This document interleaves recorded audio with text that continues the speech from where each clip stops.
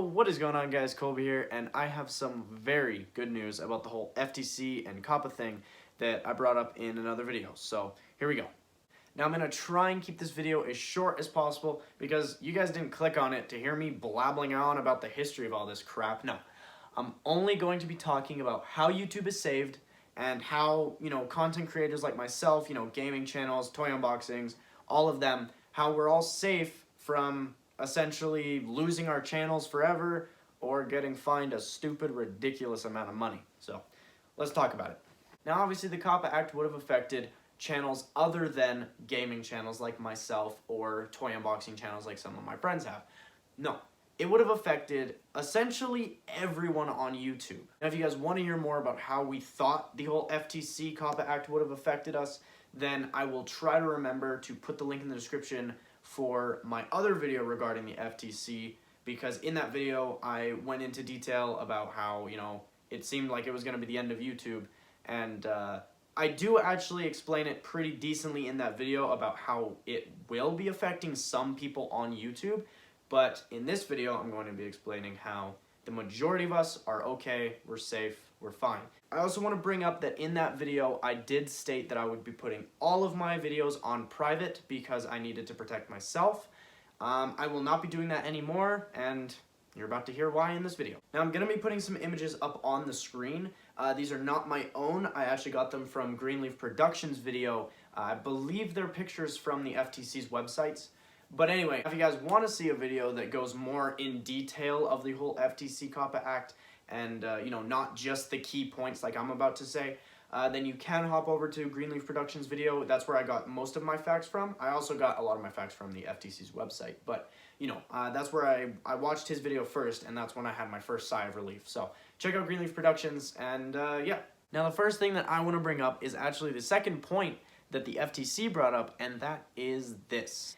It's essentially saying that the FTC understands that just because a video seems to appeal to kids does not mean that it is specifically and strictly for kids.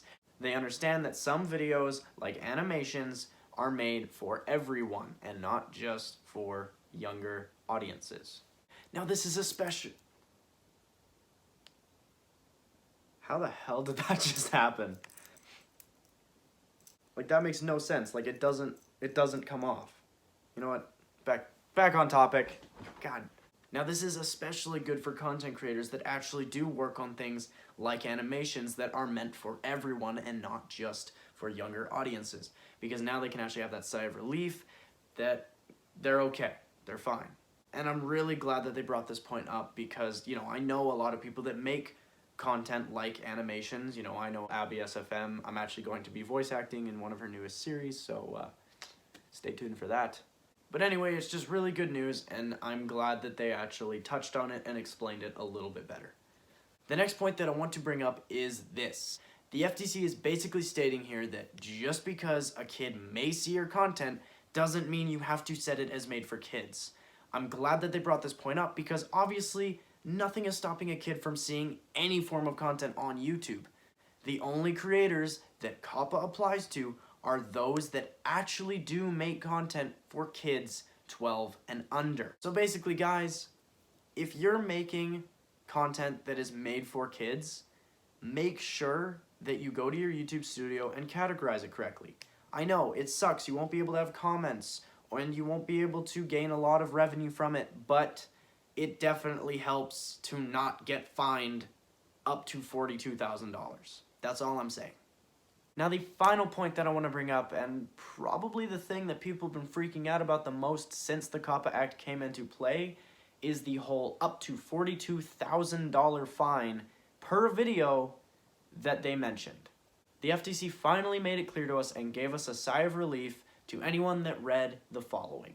In this statement, they basically say that before they fine anyone on YouTube, they will always look at factors such as, can the business actually pay for fines like this, and would a fine like this actually ruin the business? Now when I saw this, it actually kind of confused me, because it's like, by business do they mean the actual YouTube creators, or are they only specifically talking about businesses on YouTube? Because if that's the case, I'm not a business. I don't even have merch for my channel. So that would mean that I'm free. So basically, I'm just gonna look at it as if business means YouTube creator. But yeah, guys, if you're a channel with 100 subscribers, 50 subscribers, 100,000 subscribers maybe even, obviously the FTC will see that, you would probably struggle if you had to pay a fine like that. And you probably couldn't even pay it. It's up to $42,000. It's not going to be $42,000. The minimum is definitely under $10,000. But yeah, guys, I really do truly hope that this video helped you, and if I overlooked anything, and I mean anything at all, please correct me in the comment section below, because I may have overlooked something, and I may have completely skipped past something altogether. So please, guys, help me, help you, help everyone else on YouTube by correcting me if I did get anything wrong. And I truly do hope that this video gave you guys a sigh of relief, because obviously the FTC knows that an 18-year-old like myself, or maybe even a 15-year-old creator, obviously will not be able to pay a fine like that. And if your channel really is directed towards kids, if that is your main focus for an audience, please identify the videos and the channel as such, because the last thing anybody wants is to get fined or get their channel deleted. But especially fined, because that would suck. But anyway, guys, that's it for the video. Go ahead, check out my channel if you haven't already. If you like it, subscribe. If you don't, then don't. Simple as that. Thank you guys so much for watching. Love you all. Bye-bye.